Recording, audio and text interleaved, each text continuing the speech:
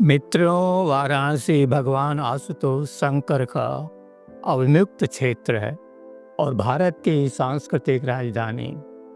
इसके विषय में अंग्रेजी में मैंने जॉय द विव्रू या आनंद कानन नाम से एक कहानी लिखी है।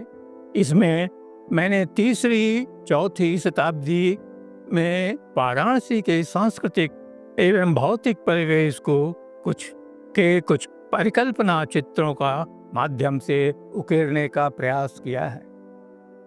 लेकिन अपने उत्कर्ष कार्य में वाराणसी का स्वरूप एकदम ऐसा ही था, यह दावा मेरा नहीं।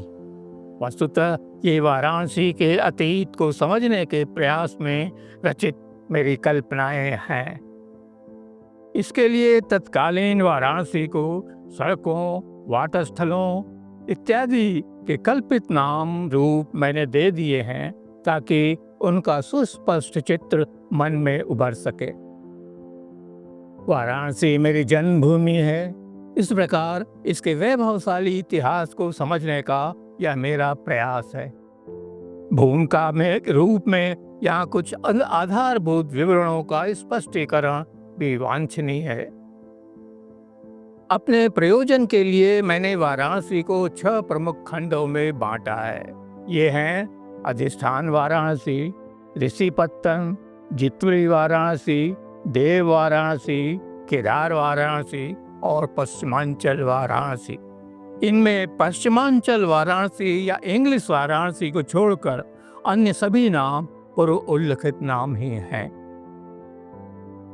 इनका विवरण मैंने पुस्तक में विस्तार से दिया है।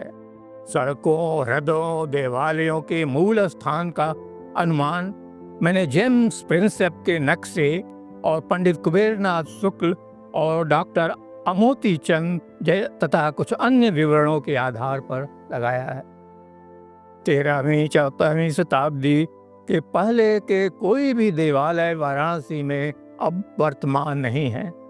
इसलिए मैंने 5वीं और 6ठी शताब्दी तक के जो देवालय हमें अन्य क्षेत्रों में प्राप्त हैं, उनके विकास क्रम के आधार पर अनुमान लगाने का प्रयास किया है। इनका कुछ वर्णन भी पुस्तक में मैंने दिया है। अपनी पुस्तक में मैंने कुछ अप्रचलित संस्कृत के तत्सम और तद्भव शब्दों का प्रयोग किया है, क्योंकि भाषा के समकक्ष शब्दों के प्रयोग द्वारा इनका विशिष्ट भाव परिवेश ठीक से व्यक्त कर पाना संभव नहीं है। उदाहरण के लिए कारवा शब्द के स्थान पर सार्थ शब्द लिखा है, क्योंकि दोनों के समानार्थी होने पर भी उनका भाव और परिवेश एकदम अलग है। यहाँ स्त्री पुरुष संबंध एवं गणिकाओं के संबंध में भी कुछ कहना आवश्यक है। प्रथमतः तो स्त्री पुरुषों के संबंध उस युग में इतने कुंठित नहीं थे। प्रेम संबंधों के प्रति भी दृष्टिकोण आज जैसा संकुचित नहीं था। जहाँ तक गणिकाओं का प्रश्न है, उनमें और रूप जीवा वेश्याओं में भेद करना चाहिए। उस युग में गणिकाएं कला, संगीत और ध्यान विज्ञान में भी पारंगत होती थी तथा अपने आचरण और श्रेष्ठ व्यवहार के लिए प्रसिद्ध थीं। गणिकाओं और वे गोष्ठियों, सम्मेलनों का भी आवश्यक अंग होती थी।